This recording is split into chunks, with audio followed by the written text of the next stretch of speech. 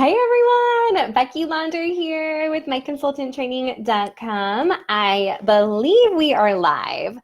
Facebook is just getting a little bit glitchy on me. I don't know about anyone else. I've kind of upgraded to the new browser and then I've reverted back multiple times because I can't find what I'm looking for. And it's just been a little bit crazy lately. So I think I am live. Let me know when you see me. I am going to go ahead and share this over, oh my gosh, now it says I was live 10 minutes ago. This is a little crazy. Julie, can you see me? Am I officially live now? Oh, Facebook, come on, come on. All right, hopefully I am in the group as well. If you guys are not in our Facebook group, it is myconsultanttraining.com tribe. And every Monday night I am, hey Grace, good to see you. Every Monday night I am live at 7 o'clock Pacific, 10 p.m. Eastern, which I know is super late for you guys. But today we're talking about working at home with kids. And I am not sure, I am qualified to talk about this because I have a 5-year-old and I have a 7-year-old.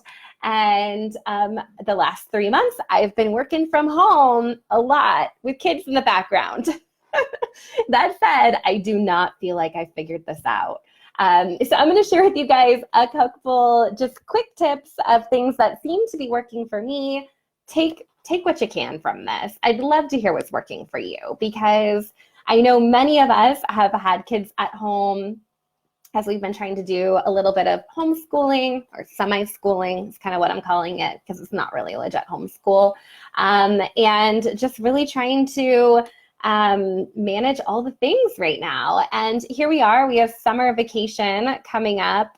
And some people are already on summer vacation. So I felt like this was a timely live to cover things even before COVID because it's the end of May and summer's upon us. And many of us are embracing the joy of running a direct sales business from home and having tons of flexibility, but also trying to figure out what are we supposed to do with our kids and how are we going to actually get things done and how do we make sure the laundry gets done and the dishes get done and the kids get fed and everything is taken care of in our house and still run a profitable direct sales business. So I have 7 tips that I wrote down for you tonight. And it did take me, it's been rough. Yes, Julie, it has been rough. That's why as I was writing down these notes, I'm like, I'm not sure I'm the girl that should be doing this, but hopefully it's very real for you. Hopefully it's very relatable. If you have little ones at home or even big ones at home, I'm hoping that maybe you'll glean a little bit of hope that it is possible. It's hard, but it is possible. Hey, Lorna, glad you're on. So a couple things, over here at our house, it's been an interesting few months. My husband has been working at home since when did this all start? I can't even keep track. For a couple months now, he's been working at home and has meetings and conference calls, and I have my business that I'm running and I have live videos. I'm constantly talking loudly to a computer screen pretty much all day long. And we have little ones in the background and we're trying to make sure that they are getting their school stuff done and they're not on their tablets 24/7 because if it was up to them, that's pretty much all they would be doing. So the struggle is real and I feel you on it. So first off, yeah, it's real, Grace. It is so, so real. So with that, give yourself some grace, right? You got to, because things are pretty tough right now. And, I think that this too will pass, but we do have summer upon us. And many of us who were planning on having our kids be at summer camp for a portion of the summer, if not all of it, and have a little bit of extra time to focus on our business, that might not be possible. So wanted to share just 7 quick tips with you tonight on things that are kind of working some days. I can't say that this is like, always how it works, but some things that work. Teenagers are worse than toddlers, Julie. Oh my gosh. I'm scared for that. I mean, my kids are 5 and 7, and I feel like I just have to give them snacks all day. But I can only imagine when the snacking, the food intake as teenagers, right? It's going to be real crazy.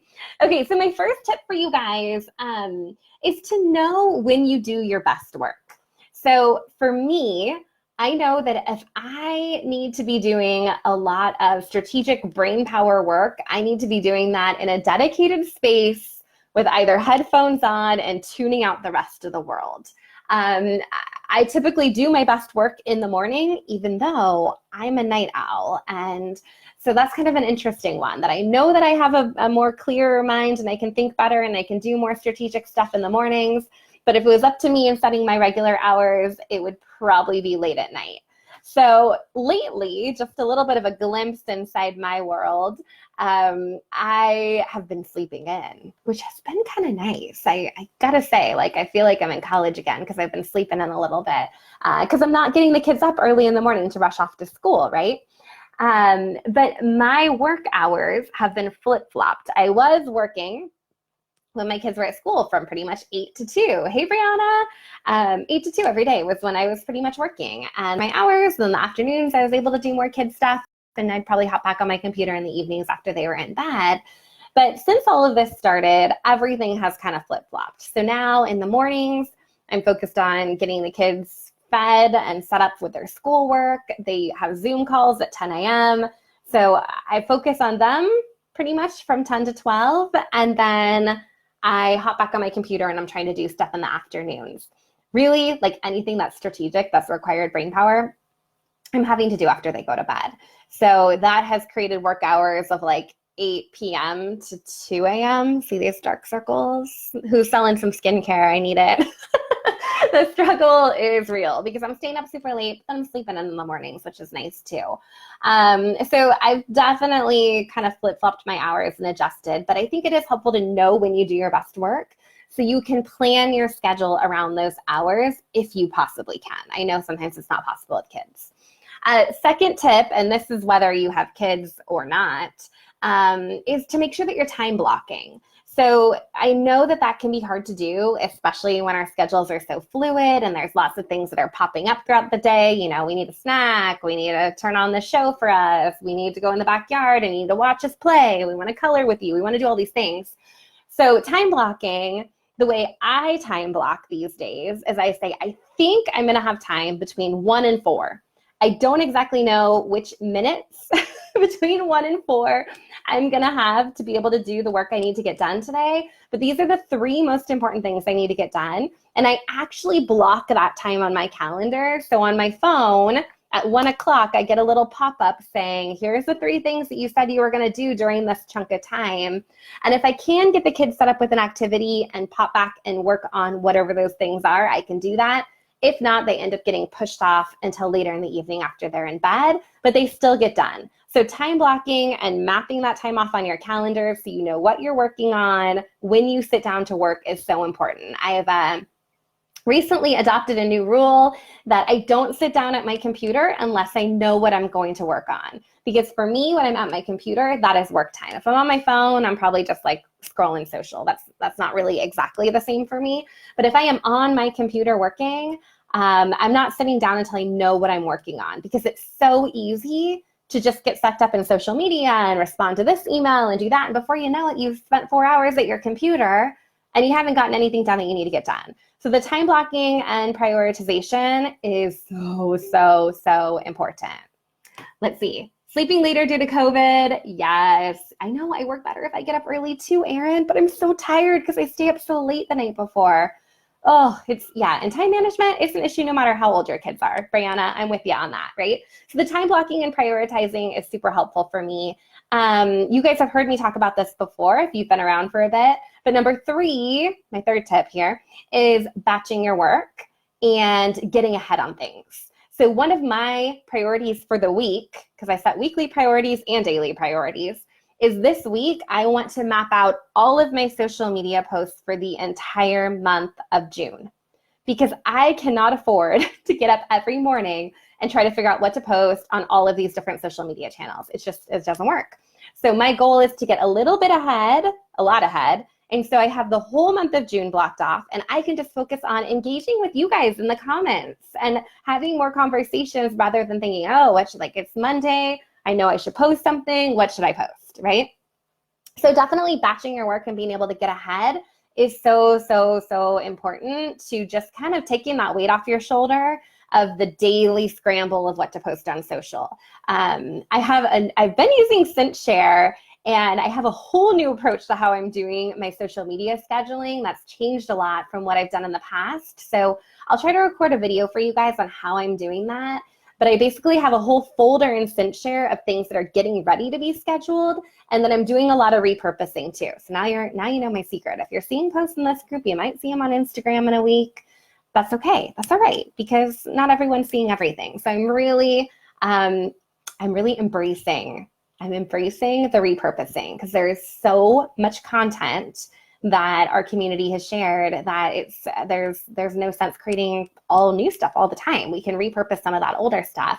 And I'll challenge you that if you go back through your Facebook group or your Instagram account, look at, some of the posts that you made that performed really well or got a lot of engagement. Use them again. Your people they're not going to remember that you posted them there. Go ahead. You have full permission to repurpose. So that's a little bit of a tangent there, but definitely batching your work and getting ahead on things is super important, whether or not you have kids or not in the background. Okay, my fourth one. So I actually wrote this down on a piece of paper. Hide from your kids. And I mean that with the most genuine love for my children. But I do think that you have to have some time to focus. And whatever hiding from your kids looks like to you, you got to do it. So like for me, it's Monday night. I do a bunch of meetings on Monday night. Like this is my dedicated work time. My husband is off work. He is on kid duty. I am hidden as much as I can in my office. And I'm focused on getting things done that I need to get done. So it might be hiding in your bathroom and scheduling out some posts. But if you can, find that childcare. Ask your partner if they can help you. Find another mom that you can kid swap with, but give yourself some dedicated, focused time on your business. There's a lot we can do in between, right? We can do things on the go, and we can do things in between taking care of kids and helping them with activities, but you still need that focused time. And even if it's not every day, maybe it's once a week or once every 2 weeks, having some solid time blocked out for you to be alone and focus and hide away from your kids to get things done is a game changer in your business. I wish I could hide. Oh, your dogs find you. You might have to go work like away from them. Go in your front yard, backyard. I don't know. Hide from them, Grace. And Julie, I love that you hide. Okay, so number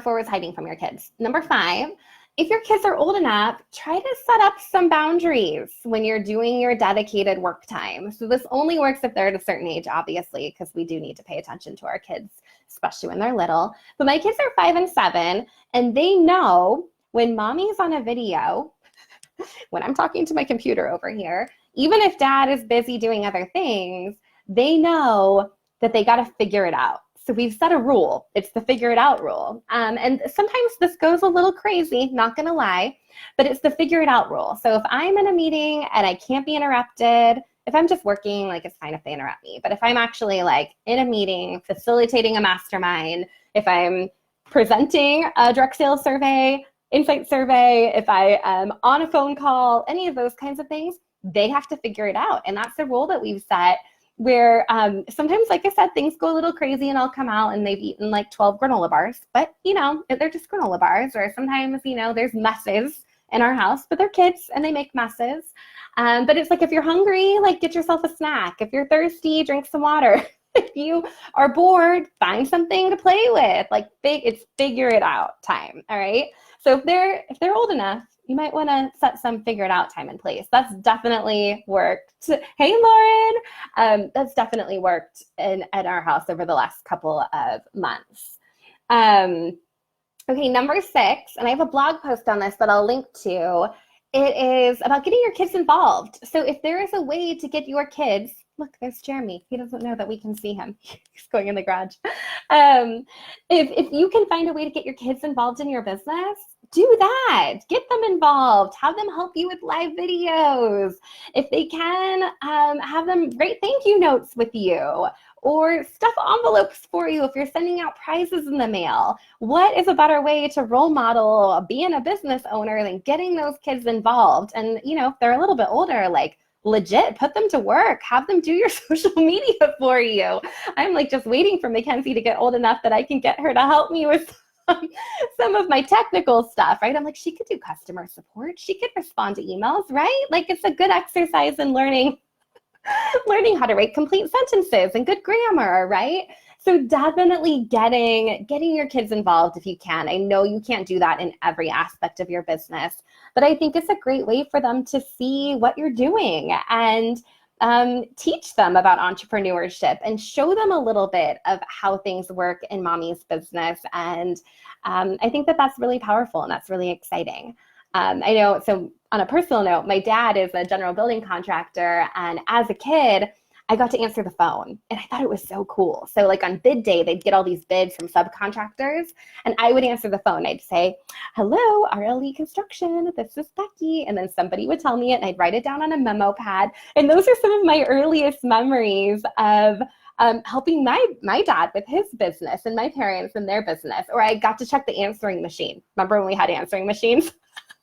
I got to go to the answering machine and write down the messages, and that was like one of my daily chores, and I thought that was super cool.